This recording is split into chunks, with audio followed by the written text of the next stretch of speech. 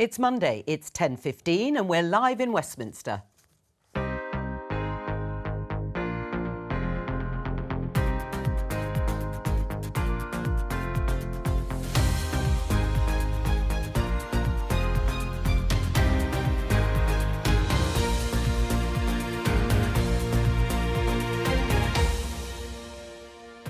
Joining me today, Conservative MP Matt Warman, Labour MP Fleur Anderson, Financial Times political correspondent Jasmine Cameron-Cheleshi and David Goodhart of the centre-right think tank Policy Exchange. Today, it is hugely damaging for the trust and confidence of the public in Parliament when allegations of this nature come forward. We want to know who knew what and when and why those decisions were made in the way they were.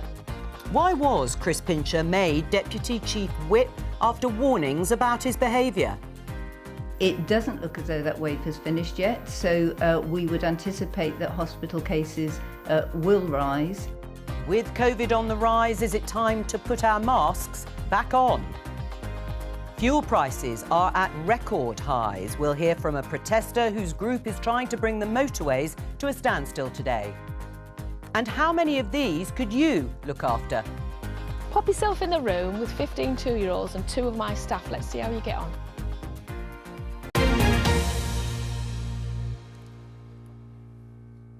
Welcome. More of that later in terms of our conversation on childcare. First of all, you heard Dame Dr. Jenny Harries there in the headlines talking about the current wave of COVID. My question to all of you is it time to wear masks again? Matt? Well, I think the advice hasn't changed. It's that in enclosed environments with prevalence of the disease going up, then people should make their own judgments and maybe be a bit more cautious. But the general answer is no. Right. What about mask wearing yourself? Have you decided to wear your mask a bit more? So I can't think of an occasion in the immediate past where I've changed my mind, but I think it's a balance, isn't it? Fleur, what about for you? Is it time to wear masks again? That's definitely one to keep an eye on. 2.3 million people have it at the moment across the country, and I know of more and more, and that does make me think, should I be wearing a mask? And I would want to know if they did go up, if hospitalisations were to surge, which we've heard they're not, which is reassuring, then I would want to know if I do need to start wearing a mask or not yet. Right. Jenny Harries does say that hospitalisations are quite likely to continue rising. Jasmine, in terms of masks, is it time to put them on again? I mean, I think it's encouraging to hear from Dr. Jenny Harries and that there's been relative silence from the government on the issue of COVID. It's almost as though it's sort of out of sight, out of mind. I think we do need to have public health professionals, reminding us that COVID's still there. We've still got new variants. In terms of masks, I think we would all feel comfortable with masks in hospitals and healthcare settings. But I think at the moment it should still be left to personal choice. Like for me, for example, going into a busy tube and rush hour, I would wear a mask. But that's just my personal choice. I don't think we've got to the point when we need restrictions and guidelines on that yet. David? Yeah, I mean, we have to remember the evidence on the effectiveness of mask wearing is hotly contested.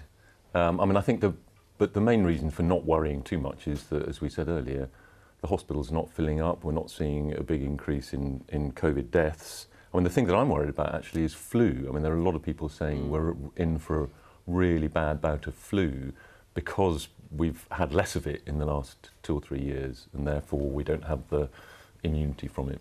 All right, let's talk about the behaviour and alleged behaviour of Chris Pincher, the former Deputy Chief Whip, who resigned last week after being accused of drunkenly groping 2 men at a private members' club.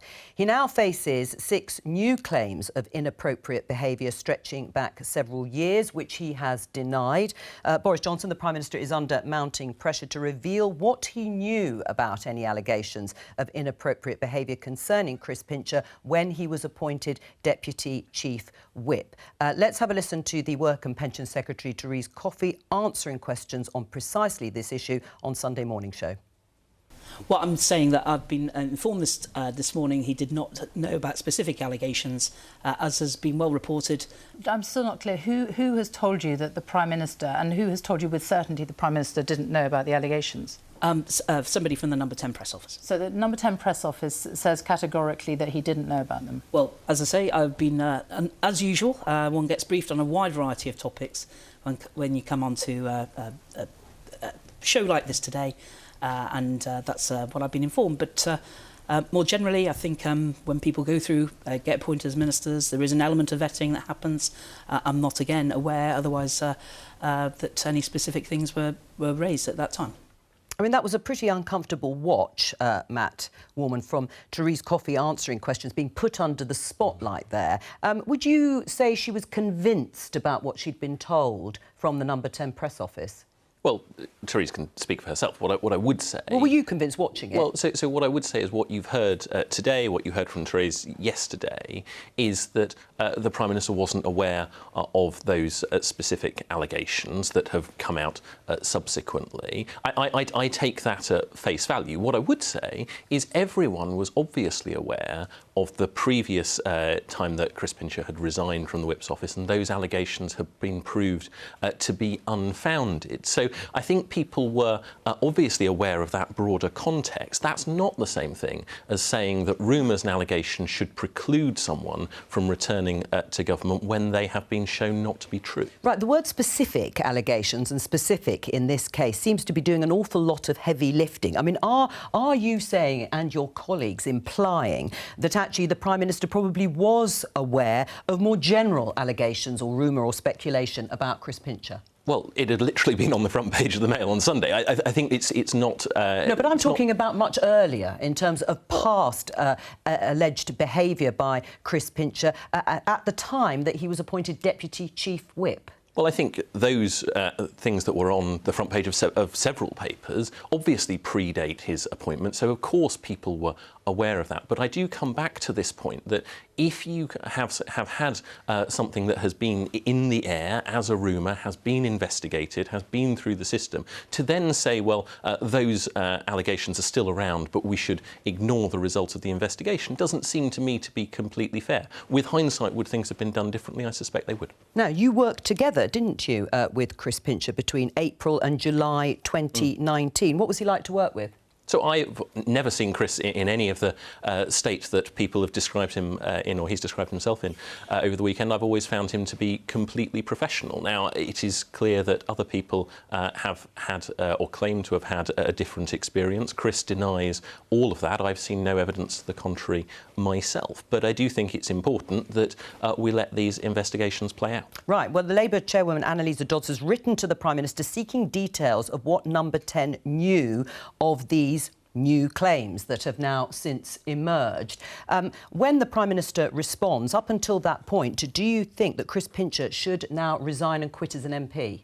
Well, I don't think we should prejudge the investigation that is going through. He denies those allegations, and I think it's important that we, as I say, let that play out. I don't think jumping to conclusions is necessarily the right thing to do. But, of course, we have seen people where things have been proven against them have taken that course of action, and I think that could be the right thing to do. But let's not prejudge this particular investigation. Do you think he should quit as an MP? Well, no, I think if any investigation into any MP finds a certain outcome, then, of course, that could be the right thing to do. But I think it's really unhelpful to start prejudging something where there is a process going through independent in Parliament, and I think we should allow that the time and the space that it needs to get on with finding a conclusion. Right. I mean, Jasmine, watching Therese Coffey there, how did you feel? It was uncomfortable, wasn't it, to see her try and answer the same sorts of questions that Matt Warman is doing? It was uncomfortable, and it's remarkable that the government has allowed this story to drag out. It was very obvious on Friday that the position from the government that Chris Pincher had to remain as a Conservative MP, that wouldn't hold by the end of the day. And I think this feels like one in many examples that we've seen with this government, that they've sort of taken a position that seems odd. It seems odd and hard to justify. Then they encourage MPs and ministers to justify the position, then U-turn and backtrack on it. I feel like it's just a remarkable set of circumstances, and I feel as though it ties into the broader concerns about harassment and misconduct that are encircling the Tory party at the moment. I mean, it is putting senior Conservative politicians, your colleagues, in a very difficult position, isn't it? Having to come out day in, day out, defending various allegations, not just about Chris Pincher, but also other MPs.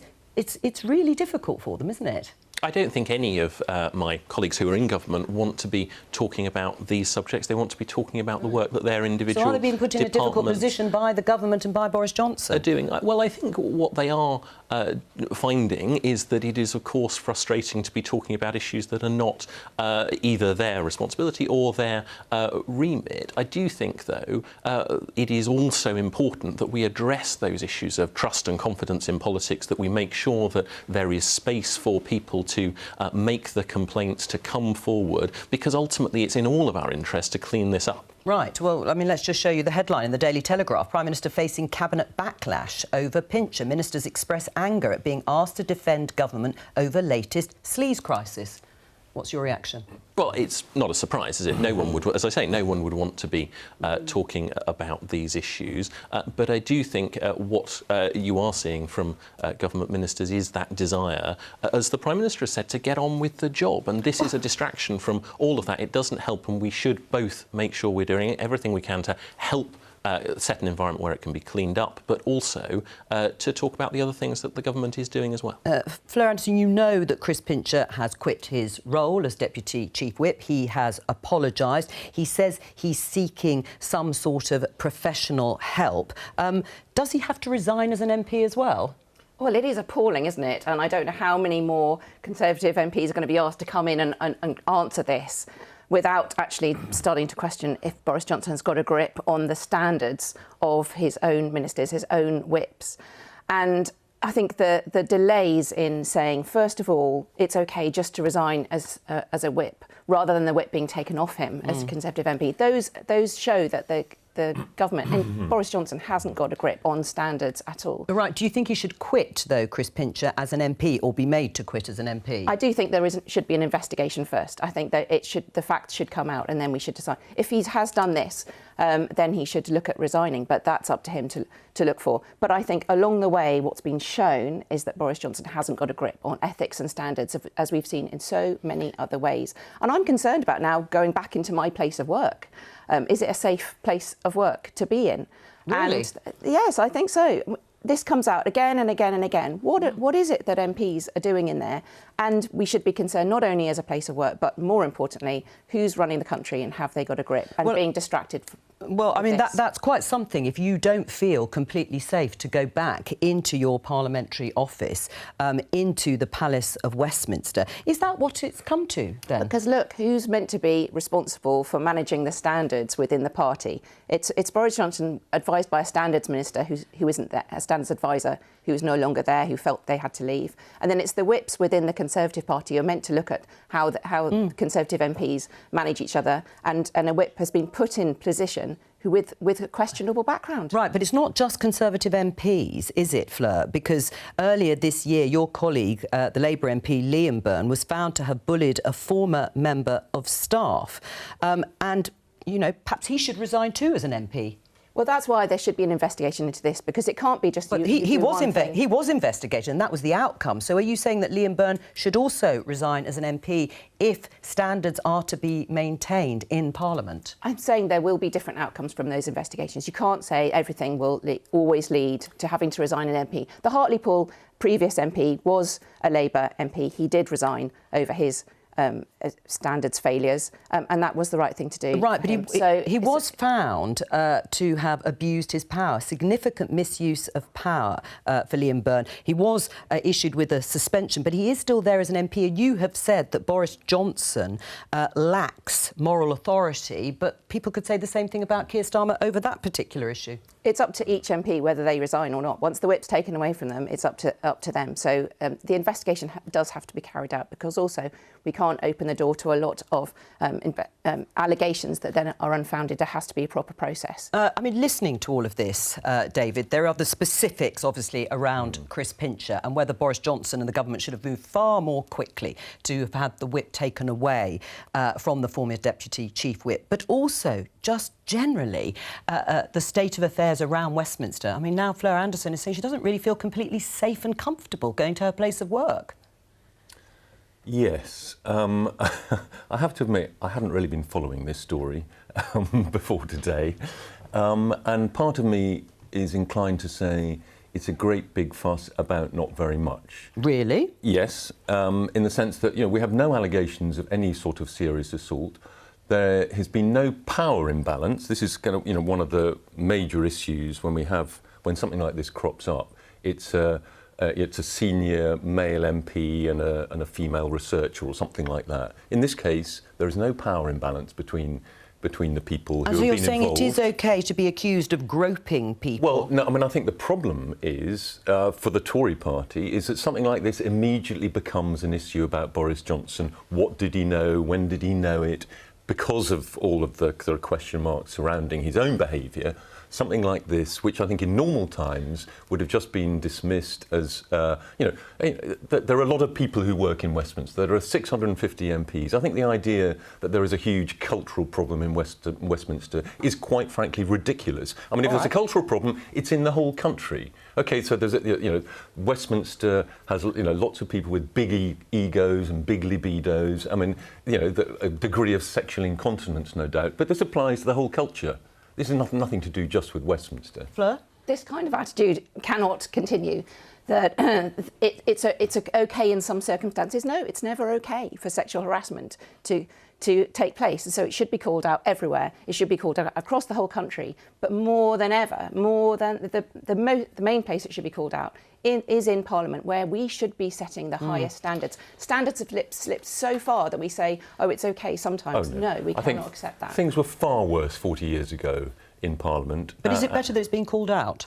Yeah, it is, yeah. I mean, It should never happen. and obviously Westminster operates under a microscope, so these things are magnified when they happen in Westminster. And it's right that they're called out, obviously, but, he should be disciplined, he's been removed from his job, and we should move on. Jasmine?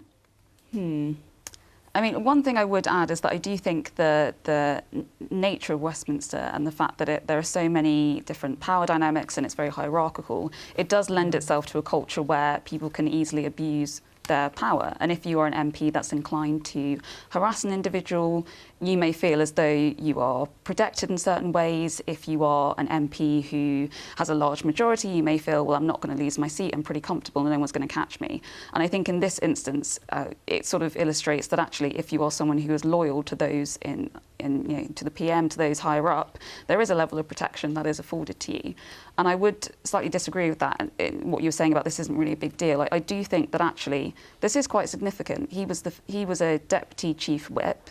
Whips, yes, they have a political role in restoring discipline across the party and trying to get MPs to vote in a certain way, but also it's a pastoral role. So MPs who had welfare concerns would have had to go to him. And the idea that the individual that MPs are expected to turn to for help is now embroiled in allegations and all of this, it sort of makes a mockery of the whole system. Briefly? Well, I mean, he's been removed from his job. I mean, that seems to be quite a significant punishment. I mean, I was hit on by an MP once, probably a couple of decades ago now. And you just sort of say, no, I'm not interested. I'm not gay. It's like I say, there's no big power imbalance here that we have to worry about. These are grown-up people. Responsibility well, these are grown-up people. They just said no, and he was pissed, and he. Watch the language. Remember, it's early morning. We're just waking up, just about. Let's talk about Brexit. This headline in the Daily Express. Not go back into EU. Keir Starmer set to lay out Labour's plan to make Brexit work. This is a speech that the Labour leader is giving today on Brexit, including saying there are some who say we don't need to make Brexit work. We need to reverse it. I couldn't disagree more, says Sir Keir Starmer. Is he talking about you, Fleur Anderson, because you do disagree with Keir Starmer over this? You would like much closer alignment. I don't disagree with Keir Starmer about this at all. I became an MP to try and stop Brexit. No a secret about that. I have absolutely wanted to remain. But that is where we were when we were having those arguments and disagreements as a country back then. I know that we can't go back into Europe. Would they even have us? We've got to accept where we are now, and we've got to fix the current Brexit deal, which is absolutely not working for us as a country. So I think whatever we voted on before, we can agree we want the best out of Brexit now, where we are. And there are so many things that are failing that I'm glad Keir Starmer's been talking about, and which we, as Labour MPs, have been talking about a lot in Parliament, because whether you're from Remain or any party, we've got to come together now and say we've got to make this better for the country. We can't stop it being affecting. All right, but is that really the case? Because you said on your website, after after the referendum result and right up to 30th of December 2020, you wanted to push for ever closer alignment with the EU. So that is what you want. That wasn't very long ago.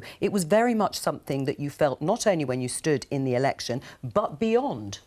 We've got to mend the current divisive relations that we have with the EU. Otherwise, we're not going to make Brexit work.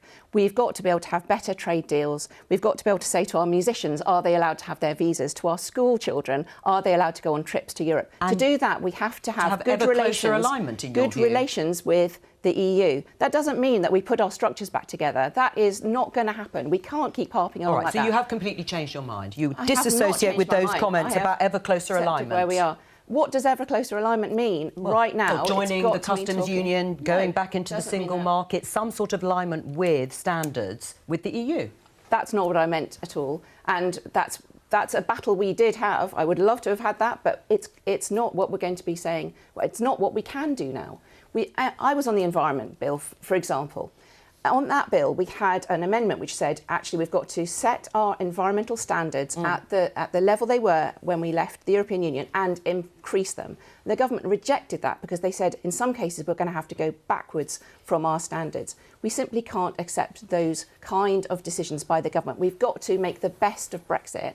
And that's not going to be carping from the sidelines and wanting to go backwards. Well, it shows a level of confidence, doesn't it, Matt Warman, that Keir Starmer feels he can make this speech. He's being pretty categorical about the Labour Party's position. And that's because, as Keir Starmer says, the government and Boris Johnson are making a complete mess of Brexit. Well, Keir Starmer's been confident about a lot of things. He was confident that he wanted Jeremy Corbyn to be Prime Minister when he was in his shadow cabinet. He was confident for the last 2 years saying nothing about this, and now all of a sudden he's confident saying that he could allow some conclusions to be reached that the government has found to be impossible because the EU has rejected precisely the sort of things that he is asking for. So I think it's reasonable to ask whether Keir Starmer has been consistent on any of these issues, but it's also very easy to come out with your 5-point plan of things that you wish could be true. The government has made real progress, for instance, on touring musicians. It's made real progress on trade deals. These are things that we all want to work towards. What Keir Starmer is doing is simply presenting a wish list, and he's only doing it now because people have been saying for 2 years that he hasn't got a plan. Fleur? We're doing it now because the government's plan is failing. We need to make Brexit work.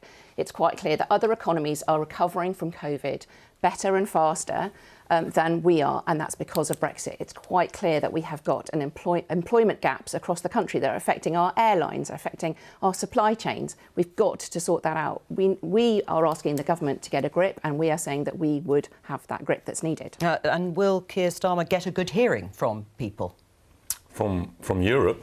No, from the public here. Will they believe Keir Starmer when he sets out the critique of the government's Brexit so far? I mean, I think it's good that Starmer has come out and quite clearly said that you know, Labour now fully accepts that Brexit is not going to be reversed. Of course, the reason why we have the particular form of Brexit that we do is partly because of the significant sort of, you know, hard Remainer opposition to various compromises around softer forms of Brexit. So he's partly responsible for the problems that he's now complaining about. So you would have liked to have stayed in the customs union, one of the ideas of the Brexit deal? I mean, well, we don't want to inter all those old arguments right now, but... Yes, but are you saying that Keir Starmer was right? Labour was right, actually. A softer Brexit would have been better. Well, but it was partly because they were in favour of no Brexit at all for quite a long period in that kind of 3-year muddy interregnum. That we ended up with the particularly hard form that we've got. But I mean, I think there clearly are a lot of loose ends from Brexit. You know, not least of all the Northern Ireland Protocol. The European Union are playing hardball on a lot of these issues. They're cutting off their nose to spite their face on things like the Horizon Research Programme. They're bringing in all sorts of other areas in order to force the UK government to act in a certain way. But what this reminds us of, and which is where it might be in a way less good for Keir Starmer, is that we are now in a permanent, like Switzerland, in a permanent ongoing argument with the European Union that will last forever. You know, we will, under some governments, we'll get a little bit closer, under other governments, we'll get a little bit further away. And the question is, you know, do you, as a British voter, trust Keir Starmer to strike a better bargain than a Tory on these matters. Well, what do you think about that final point, Jasmine? I think it's quite a clever strategy from Starmer, and that there's only so far the Labour Party can go by slamming Johnson's character and talking about Partygate. At some point, voters do ask, what can you offer us? And so I think it's good that he's come out and put forward a clear position on Brexit. And I do think it may be effective in that Brexit is closely aligned with Johnson. We think of the big red bus of 350 million. We think of Get Brexit Done. That was his 2019 campaign slogan. So if Starmer is able to argue that some of the negative economic consequences of Brexit that we may be seeing now, if he manages to align that with Johnson personally, that is effective. But I think David's right in that there will be that question mark over whether the public trusts Starmer. Ultimately, he was among those arguing for a second referendum, and do people believe that the Labour Party can actually make a success of Brexit is the question. Fleur? So Keir's been to Europe, has been starting those negotiations. There's got to be someone who's going to bring us to the table and able to make good negotiations. I want to know that we've got the best voice, able to go to Europe, and they're not just going to slam the door in our face. We're going to get all that we need out of that. But what's the difference? What's going to be the material difference in what Keir Starmer and the Labour Party are offering over Brexit and this government? There's a difference in trade deals and trade policies. There's a difference in those taking issues one by one and sorting them out, rather than just say. So, for example, over school trips to Brexit, it's crazy that it's very hard to make a school trip to Brexit. The vets, there's a whole issue about veterinary. Which would be an agreement of closer alignment, wouldn't it? It would be about putting the whole of the UK into the EU standards levels in order to withdraw any trade restrictions at all, isn't it? And that's just one of a number of negotiations that's going to happen. Well, so we have to be better at those negotiations. And we're saying the government aren't getting us. Boris Johnson's not leading us and getting the best deal out of those negotiations. We would. And also, this claim that there was an oven-ready deal and we still haven't sorted out the Northern Ireland Protocol, calling that out and making it very clear that he didn't get Brexit done. Right. But the reality of this is simply that Keir Starmer would go to Brussels and offer greater concessions, would offer greater opportunities for the EU to dictate our standards. The whole point of Brexit, the reason these negotiations are hard is because we have to, I think, strike a hard bargain that can get to a conclusion that is in the interests of both the EU and the UK. And, of course, the EU will sit there and say that they want to defend their interests just as much as we want to defend ours. Yes, Keir Starmer could get a deal. Of course he could get a deal, and that would be by conceding all of those points that potentially allow us to derive benefits in the future. But what matters to people is the amount that their food bill, the amount their food bill costs. It's the whether they can travel at the times they need to be able to travel. It's those things that can they fly if there are enough staff in our airports. It's those things that if Brexit is affecting, they want them to be sorted out, and they can't see the government sorting them out at the moment. And do you see it as a huge success so far, Brexit? I think it's a work in progress, and no one would dispute that something that took us 40 years to get into is going to take us some time to unwind and refashion. That seems to me to be a sensible, mature approach. What you don't do is say, oh, this is all just too hard, let's go in, let's concede, and then away we go as once we've lined up with Europe and we may as well never have come out. That seems to me to be the defining tenor of Keir Starmer, not just today, but over all the years that he's been on the shadow front bench. Right, well, is this fair then? In the Daily Mail headline, the government's main opposition when it comes to enforcing Brexit reforms are Remainer civil servants who try and thwart ministers at every step. This is according to Suella Braverman, the Attorney General, who has ruled and advised ministers that legislation to override parts of that agreement over trading arrangements in Northern Ireland would be legal. Is it fair to blame civil servants? Well, I think what the Attorney-General is talking about there is her experience of trying to do things in a way that is different from how the civil service has become used to doing it over many decades. I have to say that when I was in government, my experience was trying to work with civil servants to get a new way forward, and we could always do that. But I don't dispute for a second that I'm sure there are going to be instances where the system collectively is so used to the EU strictures it finds it hard to imagine a new way forward. Or Suella Braverman passing the buck here? I think she's got a point. I mean, I think what people underestimate is the extent to which, after 2019, a kind of new establishment partly took over the running of Britain. But the old establishment, that's for 30 or 40 years, from John Major all the way through to Theresa May, actually, we had an establishment that was pro-market, socially liberal, globalist, pro-EU.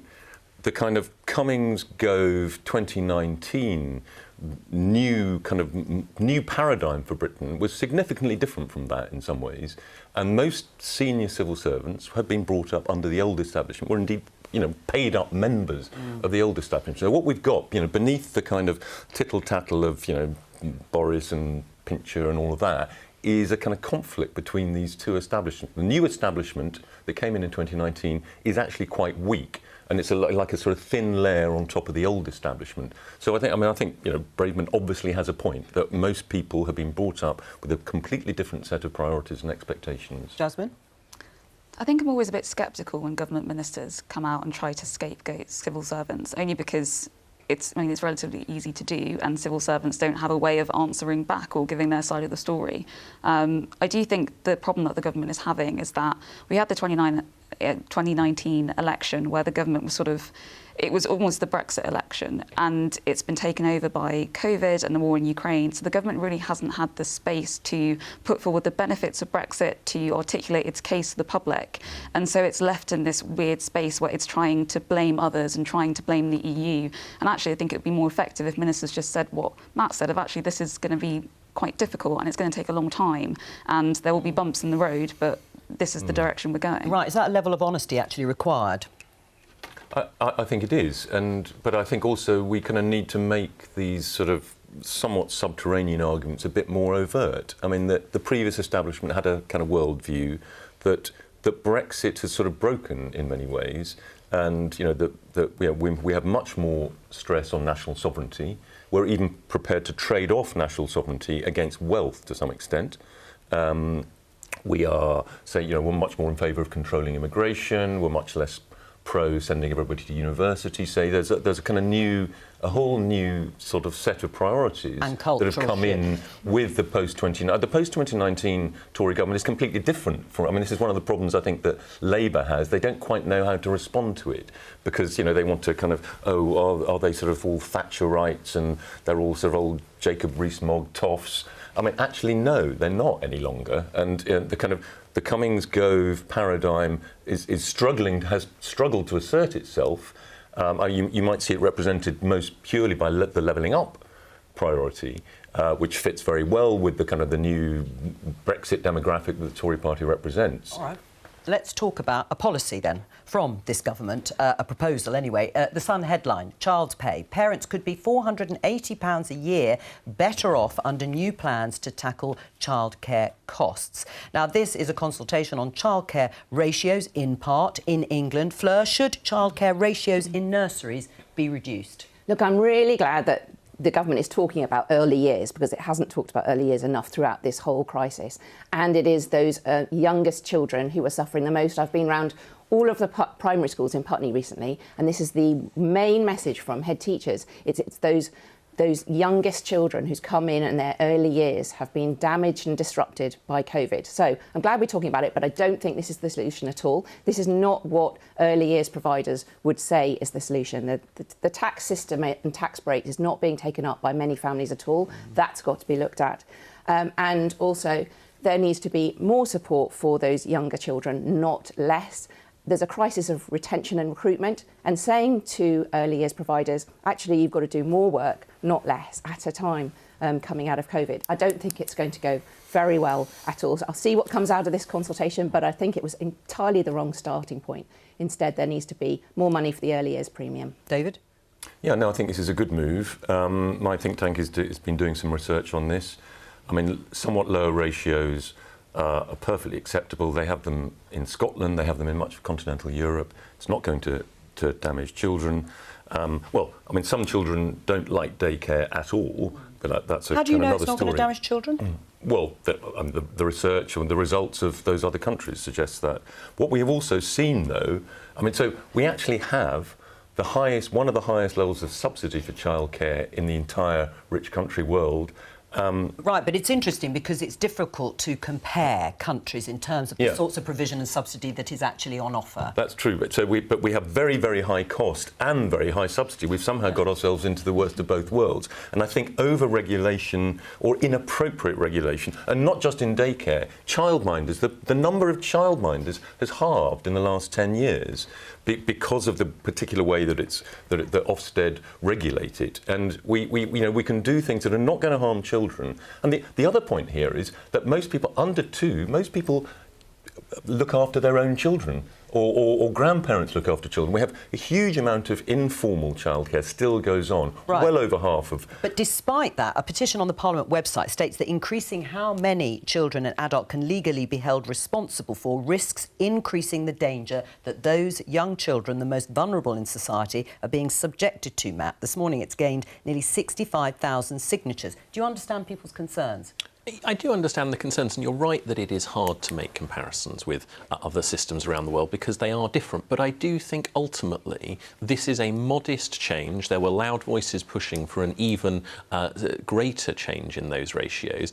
It puts us in line with Scotland. It's very hard to come up with any evidence that says this is going to do anything other than slightly ease some of those pressures. I think where I'd agree with Fleur is the government does need to do more and has tried to do more to try and encourage people to take up the existing subsidies that are there. And I think, frankly, this is going to be one of the big issues for the next election. It's going to be how do we try and make sure that people, if they want to go to work, can go to work earlier and that they're not facing huge childcare bills. Is this going to be, and already is for a lot of people, a very big political issue?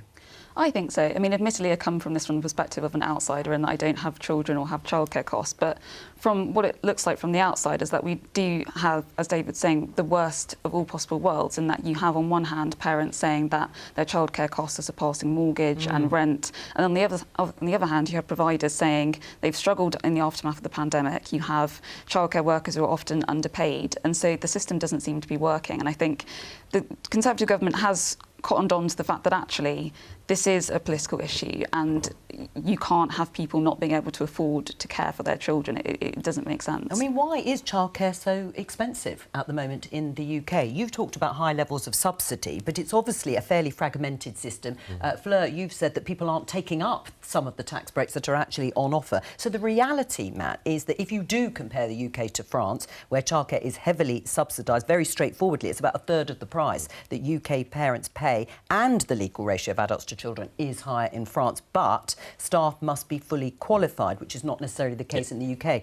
Why is it such a difficult nut to crack here? Well, I think a big chunk of it has been recruitment and retention of staff. It has been also simply the fact that we live... The geography of Britain is obviously very different to some of our European neighbours. That's made attracting staff into the profession in the first place much harder. And it is, I would hope, going to be somewhat mitigated by these sorts of proposals, because obviously if you've got more children going into similar-sized spaces to the same number of staff, that should be more money in the pocket of those businesses, making them more sustainable. Fleur?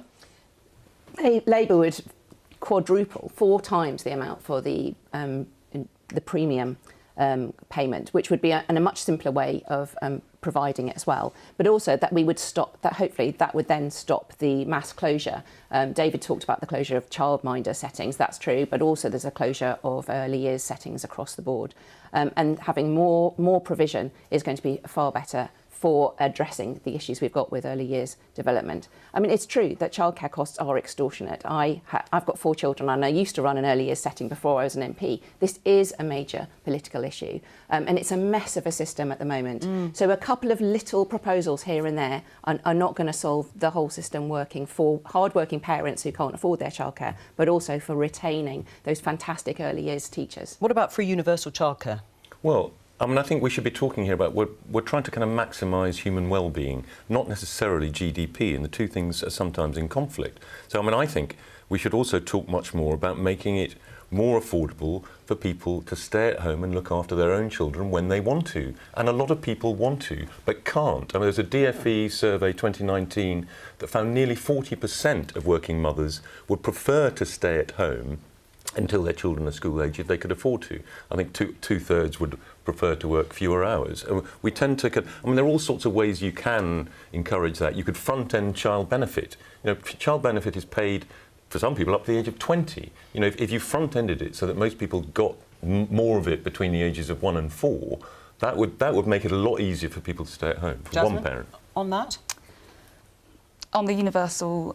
Well, but the idea of actually giving some sort of incentive to women who would like to stay at home rather than go... Or men, rather than go out to work. I feel like it's about giving people options. People don't want to feel as though they're forced to do anything, whether that's having to step away from the workplace or go in before they're ready. And I do think this is an issue that's not, you know, it's not just been created under the Johnson administration. It's been building up over decades. I do think it will take imagination and political will. And I do question with this particular government that is focused on sort of appealing to its base and sort of quote-unquote red meat, whether they will have the imagination to really drive through those difficult policy changes that may be needed. Right, I said we would touch on the fuel protest. We were hoping to speak to a protester from his car, but, of course, the signal. I think it's gone down. Let's just show you this headline in The Independent. Fuel price protest. Live, drivers urged to stay home as roadblocks hit M4 and M5 motorway. They want a further fuel duty cut, and that's what they're calling for. You can see here pictures of the go slow. This is one on the A12, but as I've said, they're going on in other motorways on the M4 and M5. Matt, do you have any sympathy? And how dangerous is this politically? We know fuel protests can be very persuasive for governments. So I have huge sympathy with people who are trying to fill up their tank and seeing that price, despite the 5p tax cut still going up. Huge sympathy with that. Frankly, no sympathy whatsoever with protesters who are making it harder for people to get to work, to go about their daily lives. But the issue in the round is hugely important, and I do hope that this is one of those things that the Chancellor will be tackling at the budget. Do you support those go slow protests? Well, I hope it's a wake-up call to the government to take action. We're going to see more people protesting about the cost of living crisis in all its different facets throughout the summer. It's planes, trains, now roads. What on earth next is it going to be? Because people are feeling the pinch in many different ways and feeling like the government hasn't got a grip. If they feel they have to take to the roads to make this make their point, then that's a failure of government to have addressed it. That 5p tax reduction has not been passed on to motorists. They can see that. So the retailers are not passing it on as well, and that should be addressed. I mean, the retailers say something different. Do you think they should go further, the government, now? I think this is certainly an issue for the budget, yes. How big an impact do you think these protests will have? I mean, people will remember in 2000 the fuel protest pretty well brought the country to a standstill. I think it's all part of this wider feeling that things are sort of spiralling out of control. So we're looking at airports and we're seeing luggage left out, we're seeing strikes in the rail sector. And I think the cost of living crisis is going to be that one issue that keeps on going in weeks and months ahead. And I think the Conservatives are really in quite an interesting place economically, because actually in the past they used to look to Labour and say, well, they didn't know what they're doing with the economy, you know, they would overspend, they would overtax, and now they're in a position where they don't quite know where they stand. It's a very odd one. David, just finally, we haven't got very long. I mean, almost 50% of the cost of a litre of petrol is duty and VAT, so the government obviously could do something about it. On the other hand, it also brings in about £30 billion a year, which is the entire defence budget. I mean, and we've been talking here about things we want the government to spend more money on, you know, childcare and so on. All right. We're going to have to leave it there. Thank you for getting up early for today's programme at 10:15. The good news is tomorrow we're on at 11:45, on Wednesday at 11:15. From all of us here, bye-bye.